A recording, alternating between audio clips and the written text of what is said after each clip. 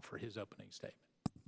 Thank you, Mr. Chairman, and I want to thank the witnesses for being here. This is an important issue. It was an important issue to President Obama in July of 2010. He signed a bill, the Improper Payments Elimination and Recovery Act, because it's a drain on our resources. Every dollar that we send out in improper payments is not just a dollar, it's a dollar plus interest because we're operating in deficit.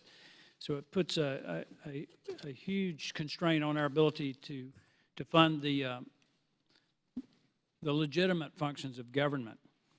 It's a concept that's easy to understand. An improper payment is any payment that was made improperly, including payments made to the wrong person for the wrong amount, to ineligible recipients, and without supporting documentation. As a matter of fact, in the GAO's report, 54% of the improper payments that were made were because of insufficient documentation and inability to authenticate eligibility. That's not a heavy lift to correct that. What's hard to understand is how the federal government reported $144 billion of improper payments last year, $11 billion of which was they didn't pay people enough, leaving $134.7 billion in overpayments. Since reporting began in fiscal year 2004, the federal government has reported $1.2 trillion in improper payments. And I would like to add again, Mr. Chairman, that would be plus interest.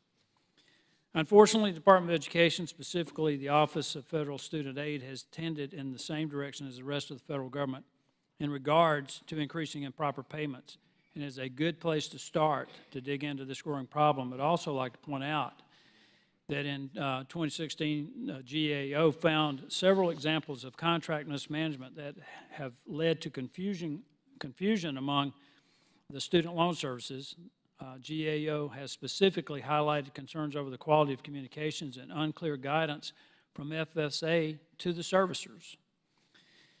Department of Education Inspector General is here to report for the third straight year the department is not in compliance with the Improper Payments Elimination and Recovery Act of 2010, as I pointed out, legislation that the President signed in July of 2010.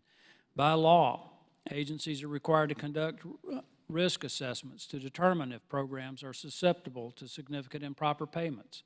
Susceptible programs must report a statistically valid estimate of improper payments and other details about the causes and corrective actions taken by the agency.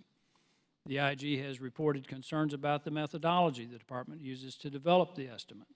The IG has also reported that the department has not conducted effective risk assessments or used the risk assessments to appropriately designate programs. These failures are particularly concerning given the amount of money at risk. Last year, the department reported more than $6 billion of improper payments from just two programs, direct loans and Pell Grants. The Office of Management Budget has designated both programs as high-priority programs, which means they are among the 20 programs with the highest rates of improper payments in the federal government. However, the estimate that the department reports is based on flawed methodology. The department admits as much in its annual financial report, which says the department acknowledges that its alternative estimation methodology can lead to volatile, improper payment estimates.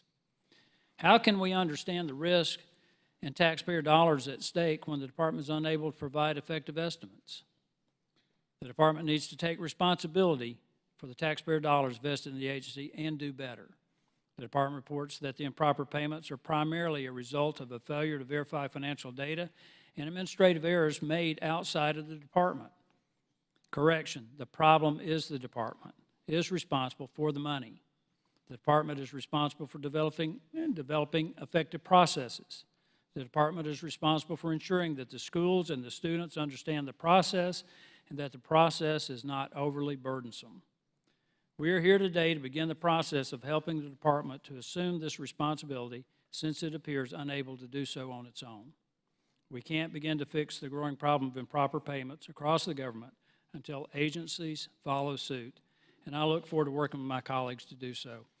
Thank you, Mr. Chairman. I yield back. I thank the gentleman for his opening statement. The chair recognizes the gentleman from Virginia, the ranking member of the Subcommittee on Government Operations, Mr. Conley. I thank you, Mr. Chairman.